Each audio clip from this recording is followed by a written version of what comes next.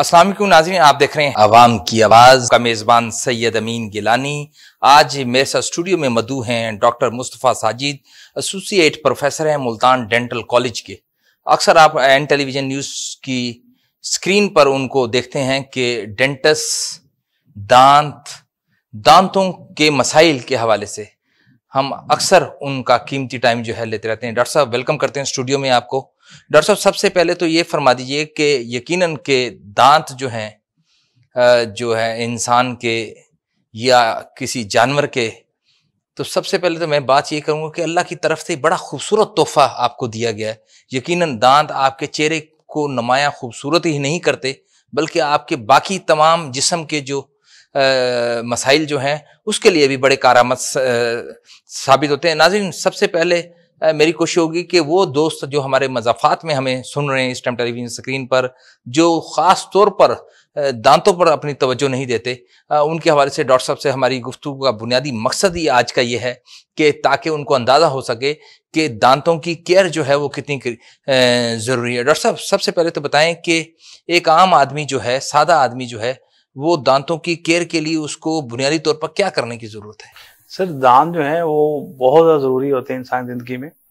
Body के और जिस्म के और अज़ा की तरह दांतों में भी उतना ही ध्यान देना चाहिए जिससे हम बाकी अज़ा की तरफ ध्यान देते हैं। उनकी सफाई सुथराई दांतों की और दांतों की हिफाजत बहुत ज़रूरी है, क्योंकि हमने खाना इसी से खाना है। अल्लाह ताला ने जो भी रिस्क दिया है वो रिस्क हमने दांतों से ही खाना है। अगर दांत होंगे तो खाया जाएगा, अदरवाइज नहीं खाया जाएगा। और ये अल्लाह ताला की बहुत बड़ी नेमत होती है, तो इसके लिए दांतों की सफाई बहुत ज़रूरी होती है और दांतों की हिफाजत करना। तो दिन में कम से कम 2 दफ़ा ब्रश करें, कोशिश करें। अगर घर खाने की बात करें तो बहुत बेहतर है, अगर नहीं तो दिन में 2 दफ़ा ज़रूर दांतों की सफाई रखें। बल्कि सुन्नत भी है, हर वज़ू के साथ जो है मिसवाक करना हजूर पाक सल्लल्लाहु अलैहि वसल्लम की सुन्नत भी है, और वो इसी वजह से ही है कि जो दांतों की हिफाजत होती है वो पूरे मुँह की बल्कि पूरे जिस्म की हिफाजत के बराबर होती है। डॉक्टर साहब, ये हमारे यहाँ ये भी एक आपने देखा कि एक आम आदमी के जहन में है कि जो डॉक्टर जो हैं, हमारे जो डेंटिस्ट हैं ख़ास तौर पर, वो इतने ज़्यादा महंगे होते हैं कि एक आम आदमी की पहुंच से दूर होता है उनको चेकअप करवाना, उसकी दांतों की अगर कोई तकलीफ़ है तो उसकी ट्रीटमेंट। तो क्या समझते हैं कि ऐसी क्या बुनियादी वजह है कि जो हमारे जो दांतों की ट्रीटमेंट जो है वो इतनी महंगी है? दांतों की ट्रीटमेंट महंगी नहीं है, सिर्फ जो हमारी आप समझ लें कि निग्लिजेंस होगी या हम जो तवज्जो नहीं देते वो हमें महंगी पड़ती है। इनिशियली इसमें स्टार्ट में होता ये है आगाज़ में कि दांत में थोड़ा सा कीड़ा लगता है, दांत का कलर चेंज होता है, ये हल्का सा ठंड गर्म लगता है, तो हम डॉक्टर को पास नहीं जाते। हम ऐसे कोई हर्बल मेडिसिन लेके, कुछ बाजार से दवाई लेके खा लेते हैं या पेस्ट अच्छा इस्तेमाल कर लेते हैं, उससे बेहतर हो जाता है। लेकिन वही चीज़ जब बढ़ते बढ़ते ज़्यादा होती है तो दांत आहिस्ता आहिस्ता ख़त्म होना शुरू हो जाता है। जो जो दांत की बीमारी बढ़ेगी उसके मर्ज़ की जो है वो खर्चा कॉस्ट वो बढ़ जाएगी।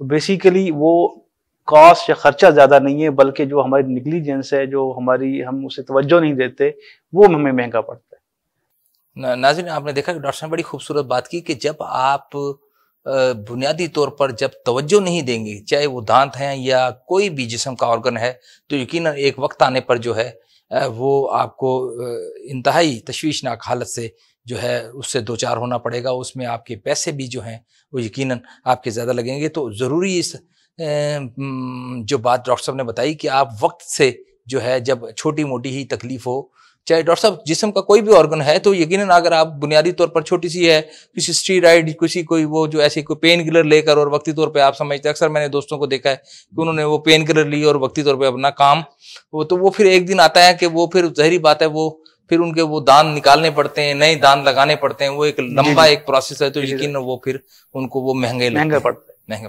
डॉक्टर साहब, ये भी फरमा दीजिएगा कि अगर नॉर्मल जो है, चाहे बच्चे हैं चाहे बड़े हैं, तो वो अपने दांतों की सफाई के हवाले से जो उसको क्या उसकी तरतीब बनाएं, क्या उसका वो हो, और ख़ास तौर पे मैं छोटे बच्चों का भी मैं इसमें जिक्र करूंगा कि कितनी उम्र से जो है बच्चे जो हैं हमारे वो ब्रश जो हैं वो स्टार्ट कर दें, और फिर उसके बाद जो है एक टाइम जो है जब तक अल्लाह पाक ने आपको ज़िंदगी दी है, आप तंदुरुस्त तवाना है, तो अपने दांतों का जो है वो एक रूटीन में जो है उसकी सफाई बरकरार रखें। देखिए, ये सवाल बहुत आपने बेसिक और बहुत अच्छा सवाल किया है। जो बच्चे के पहला दांत आता है ना, तकरीबन 6 माह की उम्र में आता है। तो हमें उसी टाइम से ही बच्चों को ब्रश की आदत डालनी चाहिए, सफाई की आदत डालनी चाहिए। अक्सर हमारे पास पेरेंट्स आते हैं, वालिदैन आते हैं, उनके बच्चों के दांत बहुत ज्यादा गले होते हैं। उनकी शिकायत होती है कि सर ये दांत ऐसे ही आई हैं, ये यूं ही आए उसके बाद खराब हो गए। उसकी वजह ये नहीं होती, जब दांत बच्चों को इनिशियली आता है, स्टार्ट में आता है, तो हम ध्यान नहीं देते। उसके बाद फिर बच्चा ब्रश करने का आदी नहीं होता, फिर दांत खराब होते जाते हैं, फिर बाद में हमें दांत निकालने पड़ते हैं या ट्रीटमेंट करनी पड़ती है। तो बेहतर है कि बच्चों को 6 महीने या 1 साल से ही आप दांत ब्रश करना शुरू करवा दें। दांतों की सफाई का ख्याल रखेगा, उसके अपनी जो है आदत बनेगी, दांतों की सफाई रखेगा तो दांत खराब नहीं होंगे। और ज्यादातर दांत हैं, आप रात को सोने से पहले जो लास्ट काम करना है, आखिरी काम करना है, वो अपने ब्रश करके सोना है। उसकी वजह ये होती है कि दिन भर जो आप खाते हैं पीते हैं, उसकी पिलहाट वो चीज दांतों पे लगी रहती है। अगर आप उसी तरह सो जाते हैं तो मुंह में जरासीम होते हैं, उन जरासीम को प्रोसेस करते हैं और दांत को गला देते हैं, खराब कर देते हैं। तो बेहतर ये होता है कि आप रात को ब्रश करके सोएं ताकि दांत आपके साफ रहें। और सुबह जो है, सुबह की जो रूटीन है, वो आप नाश्ता करने के बाद, ब्रेकफास्ट करने के बाद, उम्मन हम लोग नाश्ता करने से पहले ब्रश करते हैं, वो भी ठीक है अगर आप रात ब्रश नहीं करते, लेकिन नाश्ता करने के बाद वो ब्रश करें, क्योंकि हमारे यहाँ ज्यादातर जो नाश्ता किया जाता है बहुत ज्यादा ऑयली, बहुत ज्यादा निशास्ता उसमें होता है, उसकी वजह से दांत ज्यादा खराब होते हैं। और बेहतर है कि आप दांत जो नाश्ते के बाद ब्रश करके फिर अपने काम काज को जाएं।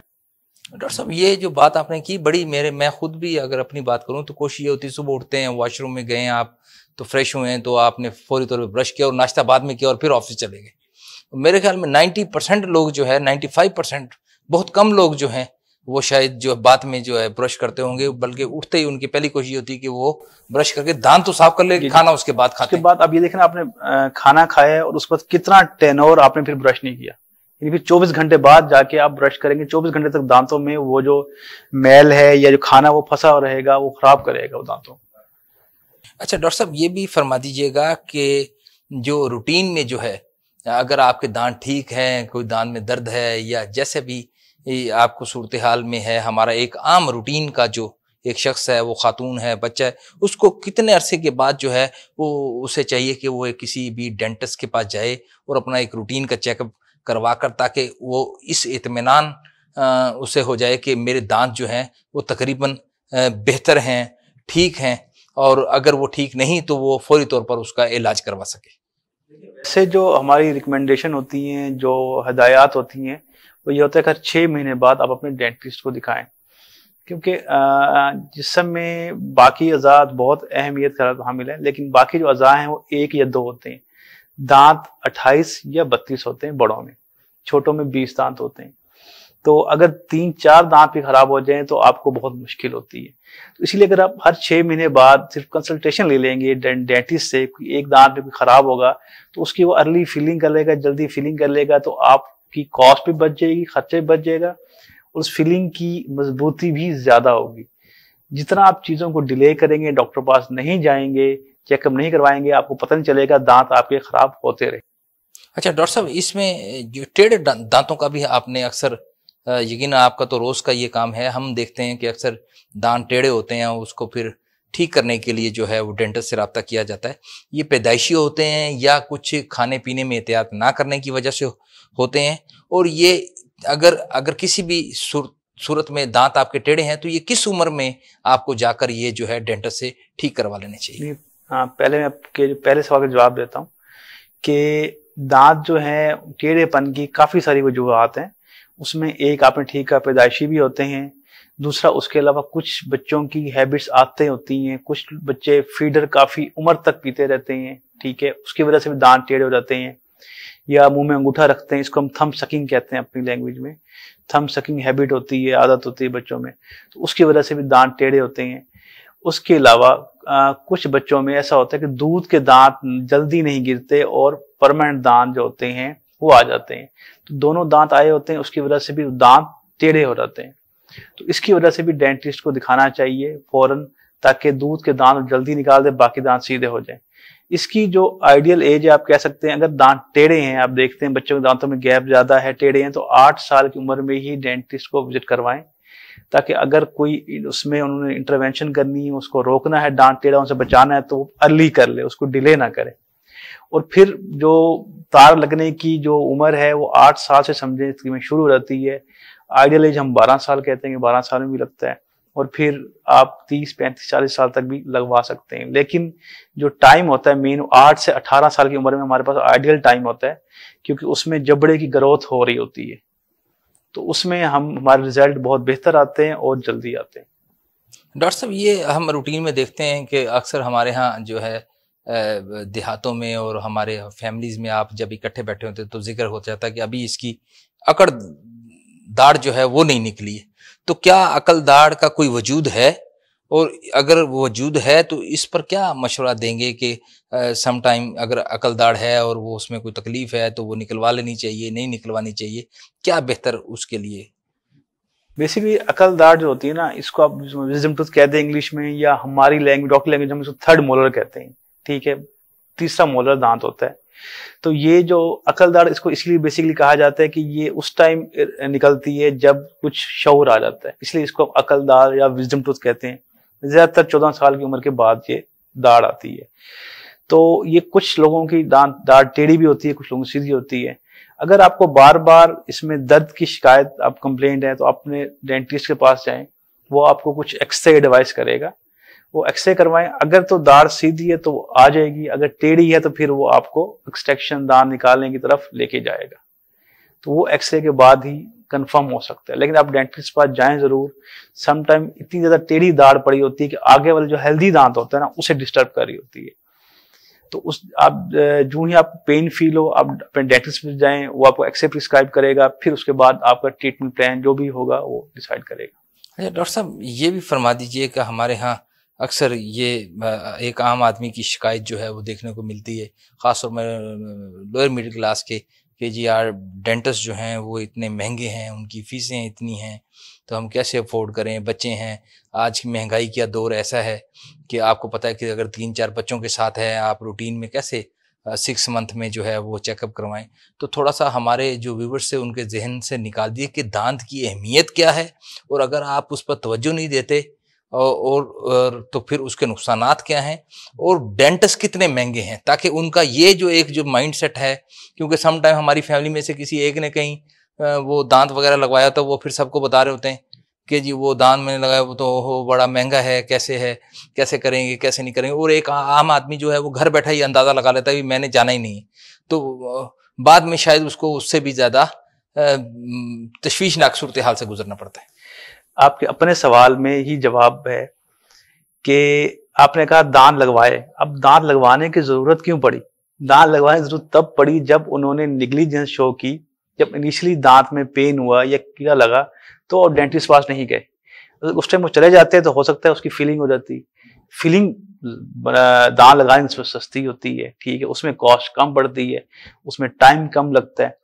तो इनिशियली मैं वही बताया कि हर 6 महीने बाद अगर अपने डेंटिस्ट को आप जाएंगे, कंसल्ट करेंगे, कंसल्टेशन फीस इतनी ज्यादा नहीं होती, वो नॉर्मली होती है। जब ट्रीटमेंट की तरफ हम आते हैं वो ज्यादा होती है। तो ट्रीटमेंट में अगर फीलिंग है तो वो जाहिर बात है थोड़ी सस्ती होगी, अगर दांत नया लगवाना होगा तो महंगा होगा।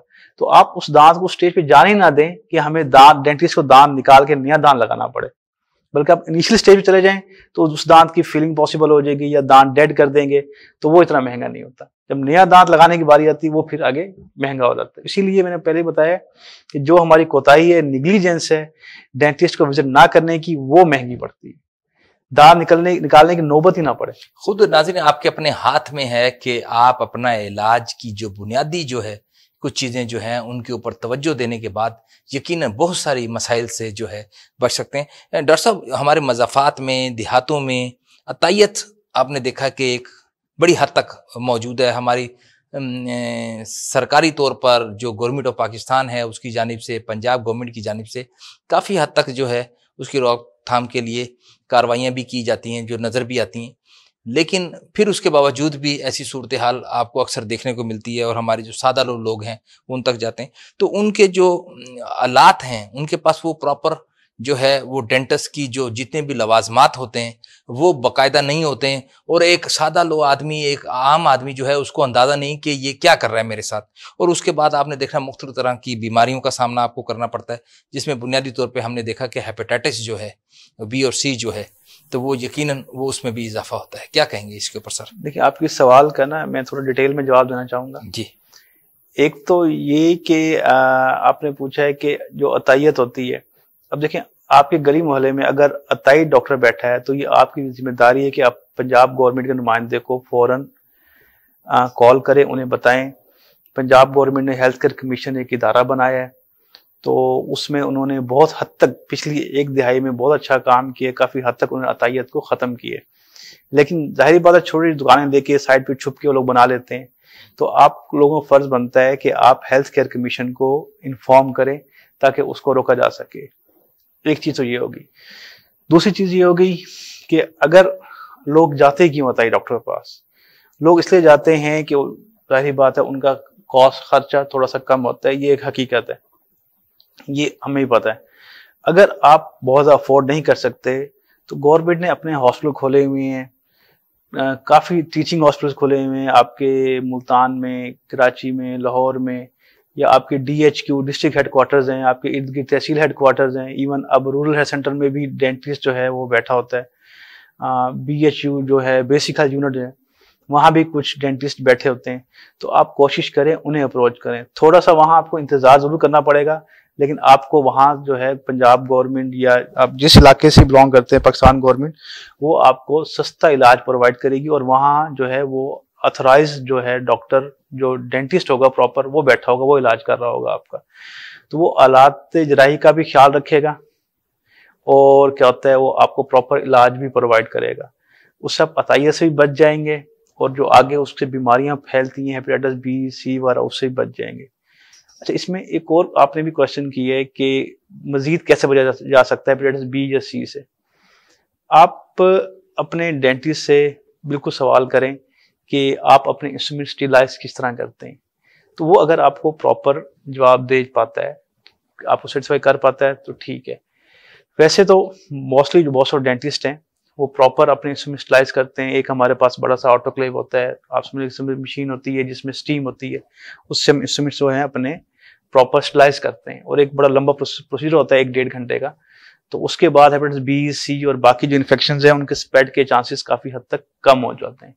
तो बेहतर ये होता है कि आप जो है प्रॉपर BDS जो डॉक्टर है ना उससे मिले, चाहे आपको वो DHQ THQ में अवेलेबल हो। अगर आप अफोर्ड नहीं कर सकते, अगर अफोर्ड कर सकते तो आप प्राइवेट भी किसी प्रॉपर डॉक्टर के पास जाएं, अताई के पास ना जाएं।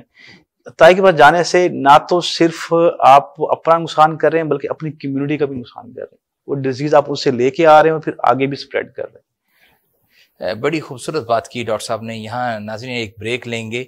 मैं साथ में ये भी आपके साथ आपको कहूँगा कि हमें इनफरादी तौर पर भी एक जिम्मेदारी अदा करने की ज़रूरत है। यकीनन के जो हमारी जो ख्वानदगी की शरह है हमारे मज़ाफ़ात में या पाकिस्तान की मैं बात करूँ, उसकी शरह काफ़ी हद तक जो है वो कम है। आम आदमी जो है वो दिहाड़ीदार आदमी, गरीब आदमी जो है उसको इतनी समझ नहीं है कि क्या ये डॉक्टर जो है वो अताई है या क्वालिफाइड है।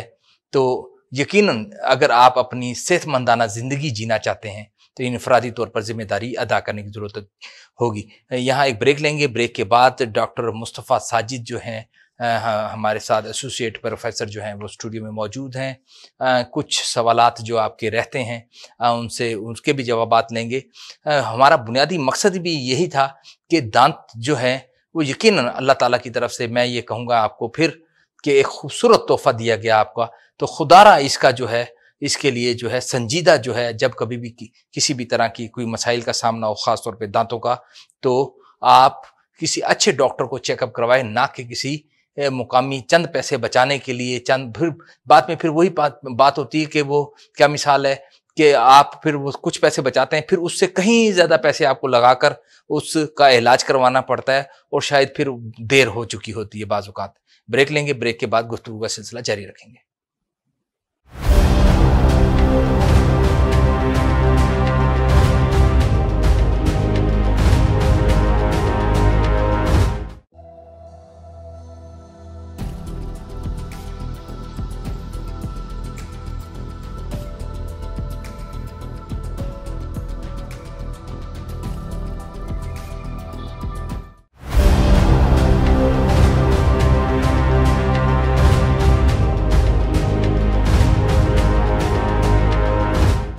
जी नाज़रीन, वेलकम बैक। वक्फे के बाद दोबारा आपकी खिदमत में हाजिर हूँ। मेरे साथ मौजूद हैं doctor Mustafa Sajid, associate professor हैं मुल्तान डेंटल कॉलेज से। उनका ताल्लुक़ है लिया में भी वो प्राइवेट जो है प्रैक्टिस करते हैं, मुल्तान में भी प्रैक्टिस करते हैं, सीनियर डेंटिस्ट हैं। हमारा मकसद बुनियादी तौर पर, जैसे पहले भी उन्होंने हमारे मुख्तलिफ प्रोग्राम, मुख्तलिफ टेलीविज़न स्क्रीन पर आप उनको देखते हैं, तो उसका बुनियादी मकसद यही होता है कि आपको अवेयर किया जाए कि आप जब जब डॉक्टर साहब के पास जाएंगे, किसी भी जगह पे जाएंगे, जो हमारे कराची में सुन रहे हैं, लाहौर में, पेशावर में, कहीं पे भी जो दोस्त हमारे जो है, हमारे व्यूवर्स जो हैं वो सुन रहे हैं, तो वो फीस देनी पड़ती है उनको इन्हीं तमाम चीज़ों को पूछने के लिए। तो ताकि डॉक्टर साहब ने अपना कीमती टाइम उनसे लेकर, ताकि आपके वो तमाम सवाल जो एक आम आदमी के जहन में हैं उनके जवाबात लेकर आपके लिए जो है आसानी पैदा की जाए। और फिर वही बात कि आपको इनफरादी तौर पर भी जिम्मेदारी अदा करनी है। अपने जिस्म का कोई भी ऑर्गन है, चाहे आपकी आंखें हैं, चाहे आपका दिल है, चाहे आपका जिगर है, गुर्दे हैं, आपको खुराक के मामले में एतदाल के साथ, खाने के हवाले से, मैदे के हवाले से, ऐसे ही दांत। अक्सर आपने देखा होगा कि कुछ लोगों के जब चेहरे पे एक आधा दो दांत ना हो तो कितना अजीब सा फील हो रहा होता है, उसे खुद कितना फील होता है। तो बेहतर है कि ऐसे टाइम से बचने के लिए आप वक्त से पहले जो है उसका तदारुक करें। डॉक्टर साहब, दांतों की तकलीफ और दांतों को निकलवाना हमारे यहाँ मतलब ये इससे भी जो है आपने ये देखा है कि घर बैठे ही हमारे अजीज़ों का मशवरा दे देते हैं, भी ये कर लेना, ये ना करना, तो अच्छा मुस्तफ़ा भाई ये कर लेना। तो ये मतलब उन्हें शायद उसके बारे में मालूमात हैं या नहीं है। तो दांतों की तकलीफ अगर है, दांतों को निकलवा लेना चाहिए। दांतों को अगर निकलवाना किस हद तक जो है वो आपके लिए बेहतर है, आपके मसूड़े जो हैं या बाकी दांत जो बकाया बच जाते हैं, उस हवाले से मैं चाहता हूँ कि एक तफसीलन जवाब जो है, जो क्योंकि नॉर्मली जो है वो अक्सर मैंने बुजुर्गों के देखा है, जो हमारे जो करीबी जो रुफ़का अजीज़ हैं, वो दांत हिल रहे होते हैं, निकलवाते नहीं हैं, जबकि उनको खाने में तकलीफ हो रही होती है। वैसे उसके अलावा वो खुद हाथ लगा के बता रहे हैं ये मेरा दांत हिल रहा है, मेरा ये दांत। नाज़रीन, आपने खुद देखा होगा अक्सर जो है हमारे यहाँ जो है घरों में, लेकिन वो निकलवाते नहीं है। तो डॉक्टर साहब क्या कहेंगे इसके ऊपर कि वो निकलवाने चाहिए, नहीं निकलवाने चाहिए? देखिए, इसमें ना आप दो डिफरेंट चीज़ें पूछी हैं। एक चीज़ तो ये कि दांतों में तकलीफ हो तो निकलवाना चाहिए, नहीं निकलवाना चाहिए। जब दांतों में तकलीफ होती है उसके 2-3 रीज़न होते हैं।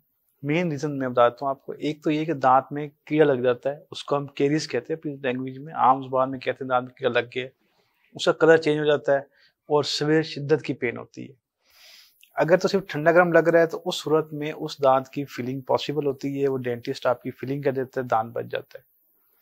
अगर पेन सवेर हो, काफ़ी देर रह रही हो, तो उस सूरत में अगर दांत हेल्दी हो, दांत की जड़ें हेल्दी हो, सिर्फ पेन का इशू हो और दांत में कीड़ा लगा हो, तो आपका जो डेंटिस्ट है वो आपको रूट कैनाल ट्रीटमेंट प्रिस्क्राइब करेगा, एडवाइस करेगा, आपको कहेगा दांत डेड करवा लें। आम जुबान में इसको डेड करना कहते हैं, हम इसको रूट कैनाल ट्रीटमेंट या आरसीटी कहते हैं। अब तो ये काफ़ी लोगों को इसका पता है, आरसीटी बहुत कॉमन हो चुकी है। तो रूट कैनाल ट्रीटमेंट से दांत बच सकता है और उसको दांत को बचाएं। अगर आप उस टाइम दांत को नहीं बचाएंगे तो दांत का जो गला हुआ हिस्सा वो बढ़ता जाएगा और बढ़ते बढ़ते आहिस्ता पूरा दांत वो खा जाएगा, सिर्फ जड़ें बच जाएंगी, जिसे आप मुंडियां भी कहते हैं मुंडे जुबान में। तो उन जड़ों को फिर आपको निकलवाना पड़ जाएगा। वो फिर किसी काम की नहीं है, ना तो वो डेंटिस्ट उसे बचा सकता है, ना वो आपको खाना खाने में हेल्प कर सकती है। इसलिए जो ही दांत में ठंडा गर्म लगे फौरन डेंटिस्ट पास जाएं। अगर आप उस टाइम नहीं गए, दांत में पेन हुई है, तो फिर भी जाएं। ज्यादातर लोग जो हमने देखा है वो क्या करते हैं, मेडिकल स्टोर पे जाते हैं, वहां से दवाई लेते हैं, कोई अच्छी सी पेन किलर ले ली, एंटीबायोटिक ले ली, खा ली, वो आराम आ गया, उसके बाद वो उन्होंने किसी डॉक्टर को या डेंटिस्ट को चेक नहीं करवाया। तो जब चेक नहीं करवाते फिर क्या होता है कि वो जो दांत में कीड़ा लगा हुआ है वो बढ़ता जाता है और दांत पूरा जो है वो खत्म हो जाता है और एट दी एंड हमें वो दांत निकालना पड़ता है। फिर जब हम उस दांत की रिप्लेसमेंट के लिए जाते हैं, कि जाहिर बात है खाना खाना मुश्किल हो जाता है, जब रिप्लेसमेंट जाते हैं, एक तो महंगी होती है, दूसरा फिर हमें 7 वाले दांतों का सहारा भी लेना पड़ता है या कोई और उसमें बड़ी इंटरवेंशन करनी पड़ती है, वो फिर कॉस्टली भी होती है और वो फंक्शन वैसे नहीं करती जिस तरह आपका ओरिजिनल दांत करता है। दूसरी बात आपने कही, जो दांत हिल रहे होते हैं वो हम नहीं निकलवाते हैं। दांत हिल रहे ही क्यों, दांत मतलब क्यों हिल रहे हैं, वो जाहिर बात है आपने नेग्लिजेंस की है, दांतों की सफाई खुद नहीं की। डॉक्टर साहब, एक उम्र हद तक भी मतलब 50-60 60 से ऊपर जब आपकी उम्र चली जाती है, आपने एक टाइम तवज्जो नहीं दी होती है वो दांतों को, उस वक्त शायद वो टाइम होता है उसका, उम्र का दांत हिलने से ताल्लुक नहीं होता। अच्छा, लेकिन तवज्जो का ताल्लुक होता है। सही, ठीक है। हाँ, कुछ बीमारियां ऐसी जरूर हैं, लेकिन वो बहुत रेयर बीमारियां होती हैं जिसमें दांत हिलने लग जाते हैं। इवन शुगर के पेशेंट में भी दांत उस टाइम तक नहीं हिलता जब तक आपके दांतों के इर्द गिर्द पिलहाट, मांसखोरा नहीं लगा हुआ। अगर आपका दांत हेल्दी है तो शुगर भी आपका दांत नहीं हिला सकती जब तक आपने दांतों की सफाई अच्छी रखी हुई है, या अपने डेंटिस्ट को प्रॉपर विजिट करवाते हैं, उस दांतों की स्केलिंग या सफाई वगैरह करवाते हैं। ठीक है। स्केलिंग के बारे में भी एक मिथ है, वो मैं आपको थोड़ा सा बता दूं, थोड़ा आंसर तो लंबा हो जाएगा, जी जी जी जी, लेकिन बताना इस टाइम जरूरी इसलिए है कि वो बहुत बड़ी मिथ है, वो लोग ना स्केलिंग नहीं करवाते। स्केलिंग होती है बेसिकली दांतों के ना मांसखोरा जम जाते हैं, तो उस मांसखोरे की सफाई के लिए डेंटिस्ट स्केलिंग करता है। उस स्केलिंग के कुछ अर्से तक दांत थोड़ा सा ठंडा गर्म लगना शुरू हो जाता है, लेकिन वो ठंडा गर्म जो लगता है वो ट्रांजिट होता है, कुछ अर्से के लिए होता है, 2 दिन 4 दिन या 5 दिन होता है। उसके बाद जो ही मसूड़े हेल्दी होते हैं ठंडा गर्म लगना बंद हो जाता है। लोग समझते हैं कि हमारे दांत कमजोर हो गए हैं, हमारे दांत जो हैं वो डॉक्टर ने सारे छील दिए हैं, उसके ऊपर लेयर हटा दी है। इस तरह बिल्कुल नहीं होता। ये आपके नेचुरल कुदरती दांत के ऊपर एक लेयर जम जाती है जिसको मांसखोरा कहते हैं। उस लेयर को हम साफ करते हैं ताकि वो जो लेयर रहती है ना वो आपके मसूड़े को ना खाए। उसको आम जुबान में मांसखोरा और हमारी जुबान में कैलकुलस कहते हैं। ये वो मैथ वाला कैलकुलस नहीं होता, ये डिफरेंट कैलकुलस होता है। तो ये जो होता है पत्थर की तरह जमे होते हैं और ये मसूड़े को जख्मी करते जाते हैं।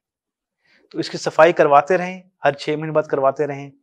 और शुगर पेशेंट को तो बहुत ज़्यादा ज़रूरी है कि वो लाजमी उसकी सफाई करवाते रहें ताकि दांत हिले ना। बड़ा खूबसूरत डॉक्टर साहब आपने हमारे व्यूवर्स से जो उनके जहन में जो इस हवाले से सवाल था, डॉक्टर साहब ये दांतों में खोल और कीड़ा लगने का के इलाज के हवाले से मैं चाहूंगा भी थोड़ा सा शेयर कर दीजिए। जी जी, दांतों में जो कीड़ा लगता है उसका हल वही है कि फीलिंग करवाएं या दांतों की रूट कैनाल करवाएं। और अगर आपका डेंटिस्ट कहता है कि उस पर कवर करवा दें तो उससे बेहतर है उस पर कवर करवा दें, क्योंकि तो कंडीशन देखने से बात पता चलती है। लेकिन उसको इलाज जरूर करवाएं, निगलेक्ट ना करें, वरना दांत आपको निकलवाना पड़ेगा। अच्छा डॉक्टर साहब, ये कुछ लोग जो हैं, मैं मतलब अपनी फैमिली की भी बात करूं तो वो उनके मसूड़ों से खून आता है। सम टाइम ये होता है आप एप्पल ऐसी कोई फ्रूट्स कुछ जो है जो हार्ड फ्रूट है उसे आप खा रहे हैं तो वो दांतों से जो है वो खून आने लग जाता है। कोई ठंडा गर्म कोई ऐसी चीज ली तो ब्रश किया तो मसूड़ों से खून, उसको कैसे बेहतर किया जा सकता है? देखिए, मसूड़ों से खून आने की सबसे बड़ी वजह होती है वो ये कि मसूड़े कमजोर हैं। और मसूड़े कमजोर क्यों हैं? मसूड़े कमजोर इसलिए हैं कि आपने ब्रशिंग नहीं रखी, पिलाहट लगी है, पिलाहट के बाद आपको कैलकुलस या मांसखोरा लगा है। जब मांसखोरा लग जाता है तो उसके बाद मसूड़े जख्मी होने शुरू हो जाते हैं। मसूड़े जख्मी हो गए तो वो ब्लीड करेंगे, वहां से खून आएगा जब ब्रश करें या कुछ खाएं। तो उसका यही होता है कि आप डेंटिस्ट में जाएं और स्केलिंग करवाएं। स्केलिंग करवाएंगे ठीक हो जाएगा। इसमें भी यही इशू होता है कि जो हमारे लोग होते हैं वो मेडिकल स्टोर्स पे जाते हैं, वहाँ से कुछ मेडिसिन लेते हैं, मेडिसिन लेने के बाद वो ठीक हो जाता है, फिर उसके बाद डॉक्टर पास नहीं जाते। उसका नुकसान क्या होता है कि दांत हिलने लग जाते हैं और अल्टीमेट हिलते हुए दांतों को हमें निकालना पड़ जाता है। तो इसीलिए दांतों की स्केलिंग करवाएं।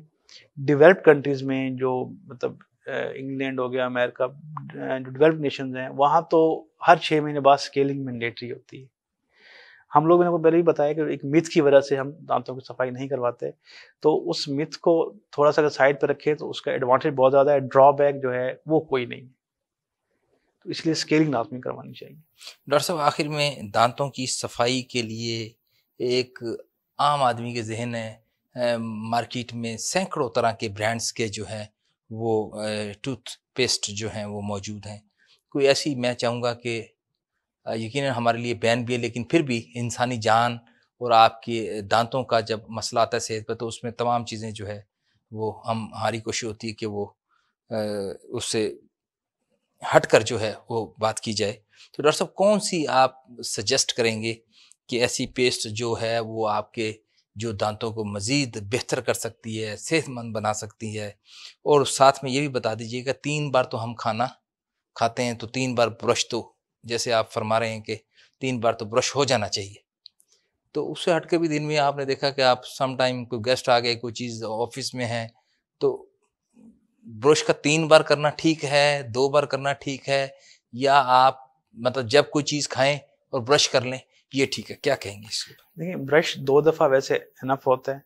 कुछ पेशेंट हाई रिस्क होते हैं बहुत ज़्यादा, मतलब उनमें मांस खुरा बहुत ज़्यादा होता है, वो उसमें कोशिश करते हैं उन्हें कहें कि आप हर खाने पर ब्रश कर लें, या जिनमें कुछ पेशेंट्स के लोगों के ब्रेसिस लगे होते हैं, ब्रेसिस बात आपने पहले की थी, उनको भी हम कहते हैं कि हर खाने के बाद ब्रश करेंगे, ब्रेसिस में खाना फंस जाता है।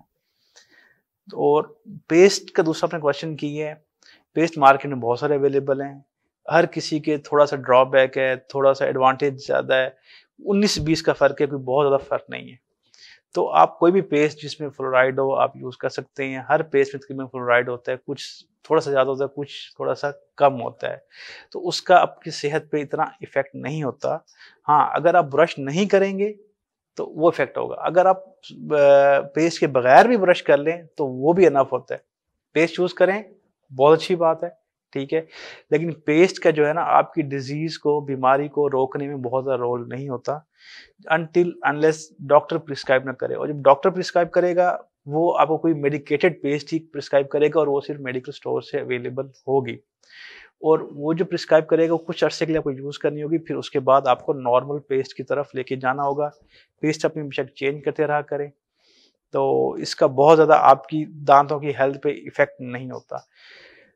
बाकी ये है कि मेडिकेटेड टूथपेस्ट जो है ना, या मेडिकेटेड, अच्छा ज़्यादातर इश्यूज़ जो हमारे साथ आए हैं ना, हम ना बहुत ज़्यादा माउथ वॉश यूज़ करते हैं, तो माउथ वॉश रेगुलर यूज़ नहीं करना चाहिए, ठीक है। 1 हफ्ता 2 हफ्ता जिस तरह डॉक्टर ने प्रिस्क्राइब की है, लेकिन उसे जब रेगुलर इस्तेमाल करेंगे तो उसके ड्रॉबैक आना शुरू हो जाएंगे, क्योंकि उसमें कुछ केमिकल्स होते हैं जिसका मुसलसल इस्तेमाल आपके दांतों के लिए और आपकी सूढ़ों के लिए नुकसानदेह होता है। तो प्लीज़ उसको ना अपनी हैबिट बना लें कि आपने ब्रश नहीं किया, माउथ वॉश यूज़ किया और बस आपने समझा कि काम हो गया। नहीं, इस तरह नहीं करें। पेस्ट कोई भी यूज़ करें, लेकिन ब्रश दिन में 2 दफ़ा करें, और माउथ वॉश जो है डॉक्टर प्रिस्क्राइब करे तो करें, अदरवाइज़ आप ना करें। डॉक्टर साहब, आखिर में मैं चाहूँगा जिन्होंने अभी ज्वाइन किया हमें टेलीविज़न स्क्रीन पर, जितने भाई हमारा प्रोग्राम देख नहीं पाए, उनके आखिर में क्या कहेंगे दांतों के हवाले से?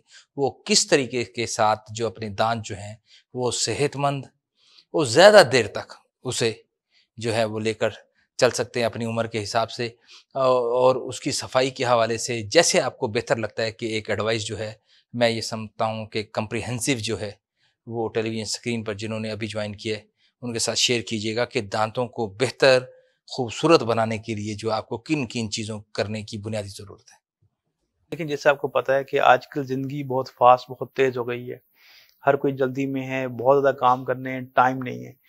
तो हम लोग इसकी वजह से बहुत ज़्यादा फास्ट फूड यूज़ करते हैं, स्नैक्स, यानी खाने 3 टाइम के अलावा भी हम दरमियान में खाना खाते हैं, दिन में 5 से 6 दफ़ा खाना खाते हैं, टी बहुत ज़्यादा लेते हैं। तो इसकी वजह से हमें दांतों की हिफाजत भी उस तरीके से करनी चाहिए। तो और दूसरा ये कि हमें दांतों की हिफाजत शुरू करनी चाहिए जब बच्चा आपका 6 महीने का हो, 6 माह का हो, उस टाइम से ब्रशिंग स्टार्ट करनी चाहिए। उसके लिए बच्चों के लिए सेपरेट पेस्ट होती है। दूसरा, बच्चों में हैबिट बिल्ड हो जाती है, उन्होंने हर खाने के बाद या रात को सोने से पहले और सुबह नाश्ते के बाद ब्रश करना है। वो हैबिट जो होती है उनकी होल लाइफ के लिए वो फ़ायदेमंद होती है। अगर उस टाइम उसकी आप आदत बिल्ड नहीं करेंगे, हैबिट बिल्ड नहीं करेंगे, तो वो फ्यूचर में दांतों के मरीज़ रहेगा, क्योंकि हमारे यहाँ मैंने बताया कि स्नैक्स का जो है ना बहुत ज़्यादा रिवाज है, कि दरमियान में खाना खाने का बहुत ज़्यादा रिवाज है। तो वो उस चीज़ से को कोप करने के लिए, उस चीज़ से लड़ने के लिए आप बच्चों को शुरू से आदत डालें कि वो ब्रश करें। दूसरी बात ये कि हर बंदे का रिस्क फैक्टर एक जैसा नहीं होता। कुछ लोग होते हैं जिनमें दांतों की बीमारी कम होती है, कुछ में बहुत ज़्यादा होती है। जिनमें बहुत ज़्यादा होती है उन्हें दांतों की सफाई भी बहुत ज़्यादा रखनी पड़ती है। उन्हें उसके लिए कॉशियस भी ज़्यादा होना पड़ता है दूसरे लोगों की निस्बत। तो डेंटिस्ट के पास जाएँ, हर 6 महीने बाद अपना चेकअप करवाएँ और ब्रशिंग पे बहुत ज़्यादा एम्फसाइज़ करें, बहुत ज़्यादा ज़ोर दें। बनिस्बत आप मार्केट से कोई क्या होता है, कोई पाउडर उठा के ले आए, उससे दाँत चिपकाने शुरू कर दें, नहीं, ऐसा नहीं करें। या कोई माउथ वॉश ले आएँ, उससे यूज़ करें। उससे समटाइम आर्ज़ी तौर पर आराम आ जाता है, नो डाउट, लेकिन वो परमानेंट हल नहीं होता, बल्कि परमानेंट वो आपके दाँतों को खराब कर रहा होता है। तो इसका सबसे अच्छा ये होता है कि आप हर 6 महीने बाद अपने डेंटिस्ट को मिलें, 2 टाइम ब्रश रखें, और जो भी वो डॉक्टर आपका डेंटिस्ट प्रिस्क्राइब करता है कि इसका ये इलाज है, उसको फ़ौरन करवाएँ, उसको डिले मत करें। और उसके अलावा ये है कि दांतों के लिए कम से कम आप जो जिस डेंटिस्ट आप चूज़ करते हैं ना, वो क्वालिफाइड ज़रूर होना चाहिए, वो बीडीएस डॉक्टर ज़रूर होना चाहिए, कोई क्वैक नहीं होना चाहिए। ताकि वो कंप्लीट एग्जामिनेशन करके आपका ट्रीटमेंट प्लान डिसाइड करें। अगर आप अफोर्ड नहीं कर सकते प्राइवेट क्लिनिक, तो बहुत सारे टीचिंग हॉस्पिटल्स आपके इर्द-गिर्द माहौल में मौजूद होते हैं। बड़े शहरों में हैं, मुल्तान में, लाहौर में, आपके इस्लामाबाद, पिंडी, कराची, और भी बाहर सूबे में टीचिंग हॉस्पिटल्स हैं, आप वहाँ चले जाएँ। वहाँ पूरा एक डेंटल का सेटअप बना हुआ होता है। तो वो आपको बेहतर तरीके से चेक करते हैं और बेहतर तरीके से आपको दवाई दे सकते हैं और बेहतर आपका इलाज कर सकते हैं। बनस्बत इसके आप किसी अताई डॉक्टर के पास जाएँ, वो आपको गलत मशवरा दे या गलत तरीके से इलाज करे, जिसकी वजह से आप मज़ीद और प्रॉब्लम्स में और मुसीबतों में फँसे। बहुत शुक्रिया डॉक्टर साहब आपका कीमती टाइम का। नाज़रीन, आखिर में सिर्फ इतना ही कहूँगा कि दांत यकीनन कि अल्लाह ताला की जानिब से जो है एक खूबसूरत आपको जो है गिफ्ट दिया गया है, तोहफ़ा दिया गया है। खुदारा इसको जो है ख़ास तौर पे हमारे वो लोग जो पढ़े लिखे नहीं हैं, जिन्हें अंदाज़ा नहीं कि अपने दांतों पर की प्रॉपर सफाई ना करने की वजह से किसी अताई डॉक्टर को दिखाकर उसका इलाज करवाने से बाद में यकीनन तशवीशनाक सूरत हाल से गुजरना पड़ता है। हमें इनफरादी तौर पर भी ज़रूरत इस अमर की है। जितने भी आपने देखा कि हमारे प्रोग्राम्स होते हैं डॉक्टर्स के साथ, उनकी बुनियादी बात ही यही होती है कि बीमारी लगने से पहले आपके अपने हाथ में होती है कि आप उसका एहतियात कीजिए। जब आप उसकी बेएहतियाती करेंगे तो यकीनन आप उस बीमारी की जानिब जाएंगे और फिर एक ख़ास हद के बाद शायद डॉक्टर्स की भी जो है वो पहुँच से वो दूर हो जाती है। आज के लिए इतना ही। अपना गिरदोनवा दोस्तों का ख्याल रखिएगा। अल्लाह निगहबान।